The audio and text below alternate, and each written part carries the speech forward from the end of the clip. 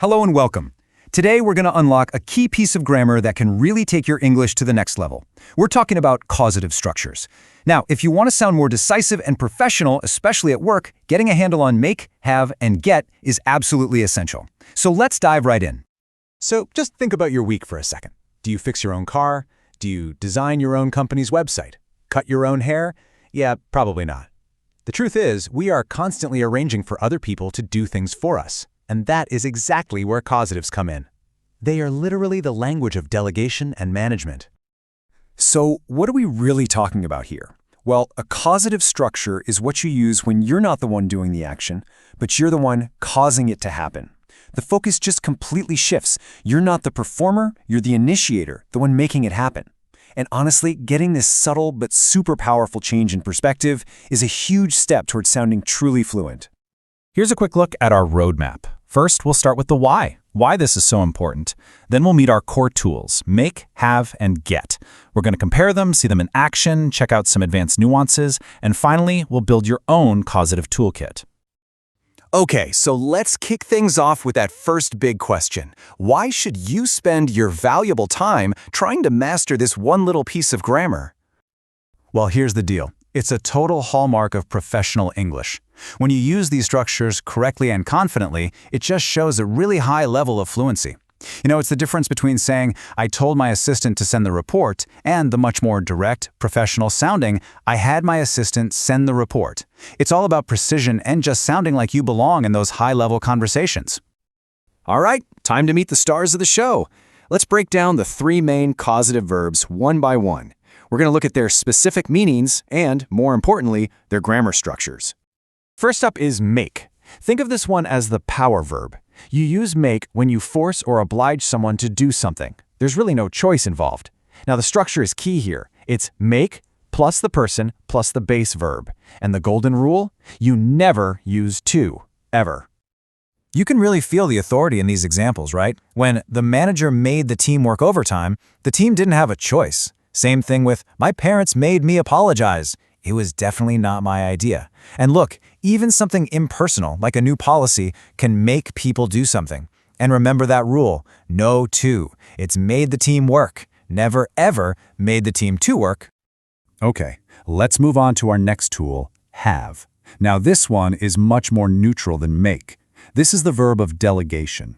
You use it when you instruct or arrange for someone to do a task for you, usually because it's their job or you're paying them. The structure is pretty similar to make. It's have plus the person plus the base verb. And this just perfectly illustrates that professional context. I had my assistant send the email that's standard everyday office language. It doesn't mean you forced her, it just means you delegated a task.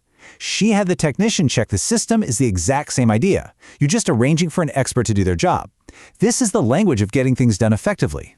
Now, have has a second personality, and it's an incredibly common one. This is when you arrange for a professional service to be done. Sometimes people call it the passive causative, because a lot of the time we don't even mention who did the action. And watch out, because the structure changes. It's have, then the object, the thing you're getting serviced, followed by the past participle of the verb. Just look at these. I had my car washed. Who washed it? We don't know, and honestly, who cares? It doesn't matter. The focus is on the car and the fact that it's now clean. Or, we had the report prepared by an expert. Now, here we can add the person with by, but the main point is still the report and the fact that it's finished. This have something done structure is absolutely everywhere. And our third tool is get. Now, get is kind of similar to have, but it adds this really important layer of persuasion or convincing. You didn't just ask or delegate, you had to put in a little bit of effort to make it happen. And this is crucial. The structure is different. With get, you must use the to infinitive. So it's get plus the person plus to plus the verb. Let's see how this works. I got my brother to help me. This implies that, maybe he was busy or didn't want to, and I had to convince him. The manager got the team to finish the task on time. This suggests there was maybe a challenge, and the manager successfully motivated them to overcome it. And they got the contract signed implies there was some back and forth, some negotiation. Get often hints that you had to overcome a small obstacle. Okay, so we've met our three tools, make, have, and get.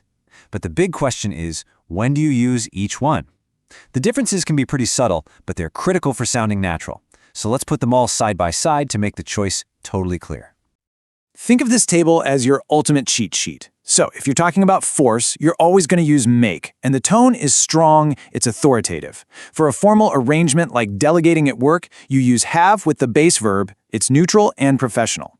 When you're talking about a service, you use have plus the past participle, like I had my house painted. But when you need to persuade someone, get is your go-to. And remember, you have to use to with the verb. It just feels a bit more informal. Oh, and you can also use get for services, like I got my phone repaired, which just sounds a bit more conversational. So really, it all boils down to the function and the tone you're going for. Okay, so we've got the theory down, we've compared the tools. Let's now go out and see how these structures actually show up in the real world, across different parts of our daily lives.